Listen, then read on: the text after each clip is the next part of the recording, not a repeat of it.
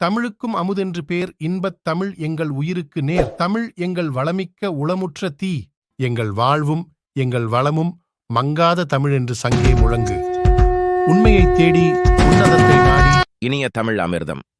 தும்பை பண்டைய மூலிகையின் ரகசியங்கள் அம்பலமானது. மூலிகை ஞானம் முழுக்க வெளிப்பட்டது. சாதாரணமாக சாலை ஓரங்களில் பூத்துக் கிடக்கும் தும்பை எனும் அற்புத மூலிகையைப் பற்றி இப்போது அறிய இருக்கிறோம். தமிழர்களின் பழங்கால போர்கள் முதல் முக்கிய பல மருத்துவ சிகிச்சைகள் வரை தும்பைக்கு ஒரு தொடர்பு இருக்கிறது. பல நூற்றாண்டுகளாக நம் கலாச்சாரத்தில் ஆழமாக வேரூன்றிய ஒரு அரிய மூலிகையான தும்பையின் முக்கிய பயன்கள் நம்மை ஆச்சரியப்படுத்தும். இந்த மூலிகையின் வரலாறு, மருத்துவ முக்கியத்துவம் மற்றும் அது கொண்டிருக்கும் நம்ப முடியாத பலன்களைக் கண்டறிய இனிய தமிழ் அமிர்தம் சானலுடன் இணைந்து கொள்ளுங்கள். Do subscribe to Inia Tamil Amirtham YouTube channel and press the bell button to get more notifications. இந்த மூலிகை சாகசத்தை முழுதும் அறிய கடைசி வரை பாருங்க. தவற விடாதீர்கள். தும்பை நாடெங்கும் வயல்வெளிகளில் தானே விளைந்து கிடக்கும் ஓர் அரிய மூலிகை தாவரமாகும். இது 1 அடி முதல் 3 அடி உயரம் வரை வளரும். இச்செடியில் நுண்மயிர்கள் காணப்படும். எதிர் அடுக்கில் அமைந்த தனி இலைகளை உடையது. வெள்ளை நிற பூக்களுடன் சிறிய செடிகளாக கேட்பாரின்றி விளைந்து கிடக்கும். தும்பைப்பூ போல வெண்மையாக இருக்கும் என்று வெண்மையைப் பற்றிச் சொல்வது நமது வழக்கம். பெருவாரியாக இது விளைந்து கிடந்த இடங்களில் இப்போது பார்த்தீனியம் இடம் பிடித்துவிட்டது. தும்பையில் பெருந்தும்பை, சிறுதும்பை, கருந்தும்பை, மலைத்தும்பை, கவிழ்தும்பை, காசித்தும்பை என்று பல வகைகளுண்டு. ஆனால் அந்த காலத்திலோ மன்னர் தும்பைப்பூ மாலை அணித்துவிட்டால் அது இப்போது நமது கருப்பு பூனைகள் முண்டாசால் முகத்தை மூடினால் என்ன விளையுமோ அதுதான். தும்பை பூ மாலை அணிந்து விட்டாலே அடுத்து வருவது போர்தான். தொல்காப்பியத்தில் தும்பை போருக்கு என்று தனி இலக்கணமே கூறியிருப்பதாக கூறுவர். இதனடிப்படையில் இராவணன் போருக்கு புறப்பட்ட போது தும்பை மாலை அணிந்ததாக கம்பர் காட்டுகிறார். இவனுக்கு எதிராக போர்க்கோலம் பூண்ட இராமன் துளசி மாலை அணிந்து அதனுடன் தும்பைப்பூ மாலையும் சூட்டிக் கொண்டான் என்கிறார் கம்பர். இவ்வாறு சங்க இலக்கியங்களிலும் தும்பைப்பூ சூடி போருக்குச் சென்ற மன்னர்களைப் பற்றிய குறிப்புகள் இருக்கின்றன. தமிழில் அற்றைக்கிருந்த செந்தமிழ் வார்த்தைகள் இன்னும் வழக்கொழியாமல் இருப்பது போல் இத்தகு தாவரங்களும் இன்னும் அதே பேரில் இருப்பதும் பெருவியப்பே. இவை இந்த வார்த்தைகளும் தாவரங்களும் தொடர்ந்து இடையறாமல் இன்று வரை பயன்பாட்டில் இருப்பதையே காட்டுகின்றன.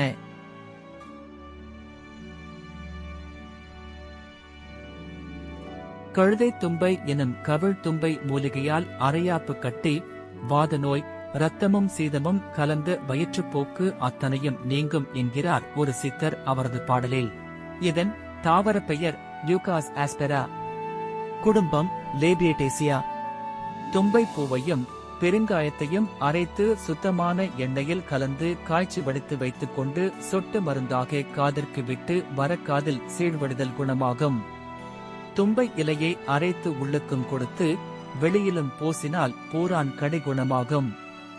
அதனால் ஏற்பட்ட தடிப்பும் அரிப்பும் மறையும். தும்பை இலைச்சாற்றை தேன் கலந்து உள்ளுக்கு தர நீர்க்கோவை குணமாகும். பாம்பு கடிகளுக்கும் தும்பையும் மிளகும் சேர்த்து முதலுதவியாக அளிக்கலாம். தும்பைச் சாற்றுடன் சிறிது சோற்றுப்பு கலந்து கரைத்து மேலுக்கு பூசி உலரவிட்டு குழித்துவார சிறங்கு, சொறி, நமச்சல் போகும். தும்பை இலைச்சாறை 3 சொட்டு மூக்கிலிட்டு உறிஞ்சி தும்மினால் தலையில் நீரோ, தபால நீரோ, மண்டை குத்தலோ, மண்டையடியோ குணமாகும். தும்பை இலைச்சாறு 25 மில்லி அளவு பாம்பு தீண்டியவருக்கு கொடுக்க 2-3 முறை பேதியாகும். கபத்துடன் வாந்தியாகும். குளிர்ந்த உடல் சூடு அடையும்.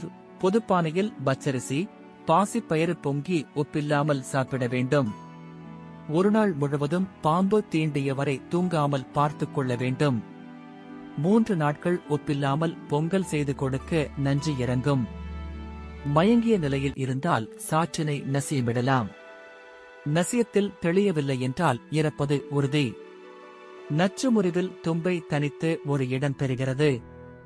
தும்பை இலை, கீழா நெல்லி இலை இரண்டையும் சம அளவாக எடுத்து அரைத்து சுண்டைக்காய் அளவு 1 டம்ளர் பசும்பாலில் கலந்து 2 வேளை குடித்து வர மாதவிலக்கு ஒழுங்காக வராமல் இருப்பவர்களுக்கு முறையான மாதவிலக்கு ஏற்படும். தும்பைச்சாறும் வெங்காயச்சாறும் கலந்து 5 நாள் தர ஆசன புண் குணமாகும். தும்பைச் செடியை அரைத்து தேமல் உள்ள இடத்தில் பூசி வரத்தேமல் குணமாகும். தும்பைப்பூ, நந்தியாவட்டப்பூ, புளியம்பூ, புங்கம்பூ, எள்பூ, திப்பிலி ஆகியவற்றை சேர்த்து கண்ணுக்கு மையாக தீட்டி வர வெள்ளெழுத்து மாறும். கண் பார்வை தெளிவடையும். இன்னும் எத்தனையோ பலன்கள் தும்பைக்கு இருக்கிறது. இதன் பயன்பாடு பாரம்பரியமாக நம் நாட்டு மக்களிடையே இருந்து வருகிறது. இந்த மூலிகையில் பூச்சிக்கொல்லி பண்பு நிகோடின் இருப்பதால் இவ்வாறு இருக்கலாம். இதில் லியூகாஸ் அஸ்பெராவில் ஆல்கலாய்டு இருப்பது வேதியியல் பார்வையில் மிகவும் முக்கியமானது என்று ஒரு ஆய்வறிக்கை கூறுகிறது. பல்லாயிரம் ஆண்டுகளாக தமிழர் வாழ்வுடன் இணைந்திருந்த பல மூலிகைகள் பற்றிய அரிய பாரம்பரிய செய்திகளை காட்டுமிராண்டித்தனம் என அயல் நாட்டில் இருந்து வந்தவர்கள் சொன்னதை நம்பி நாம் தொலைத்துவிட்டோம். இப்போது தும்பை விட்டு வாலை பிடிப்பது போல் மீண்டும் தும்பையை தேடுகிறோம். இனியாவது இதை விடாது வாழுவோம். தும்பையை நாம் மீண்டும் நினைவு கொள்ளும் போது இது நமது கடந்த காலத்துக்கான பயணம் மட்டுமல்ல, இந்த மதிப்புமிக்க பாரம்பரியத்தை பாதுகாப்பதற்கான அர்ப்பணிப்பு. கருத்துதுறைகளில் உங்கள் எண்ணங்கள், அனுபவங்கள் மற்றும் நுண்ணறிவுகளை பகிர்வதன் மூலம் தும்பை பற்றிய மறுமலர்ச்சியில் நீங்களும் சேரவும், தும்பை போல் மற்றைய இயற்கை மூலிகைகளின் அற்புதங்களை கொண்டாட அர்ப்பணிப்புள்ள ஒரு சமூகத்தை உருவாக்குவோம். தவறவிடாதீர்கள். குழு சேர்ந்து தொடர்ந்து இணைந்திருங்கள். மூலிகை ஞானம், கலாச்சார பொக்கிஷங்கள் மற்றும் பழங்கால வைத்தியம் பற்றிய மேலும் புதிய நுண்ணறிவுகளுக்கு இப்போது குழு சேர்ந்து பெல் ஐகானை அழுத்தி எங்களோடு இணைந்து கொள்ளுங்க. நாம் ஒன்றாக தமிழர்களின் இயற்கை மூலிகைகளின் மரபை போற்றுவோம். மேலும் தலைமுறை தலைமுறையாக நம்மிடம் அது செழித்து வளர்வதை உறுதி செய்வோம். இந்த மூலிகை ஆய்வின் ஒரு பகுதியாக இருப்பதற்கு நன்றி. உங்கள் ஆதரவு அனைத்தையும் பயனுள்ளதாக்குகிறது. Do subscribe to Inia Tamilamirtham YouTube channel and press the bell button to get more notifications. Annamalai Sukumaran முழு கட்டுரை படிக்க பயோவில் கொடுக்கப்பட்டுள்ள வலைப்பதிவு இணைப்பை பார்க்கவும். மேலும் சுவாரஸ்யமான உண்மைகளை அறிய எங்கள் இன்ஸ்டாகிராம் பக்கத்தை பின்தொடரவும். இனிய தமிழாமிர்தம் என்ற எங்கள் யூடியூப் சேனலுக்கு சப்ஸ்கிரைப் செய்யுங்கள்.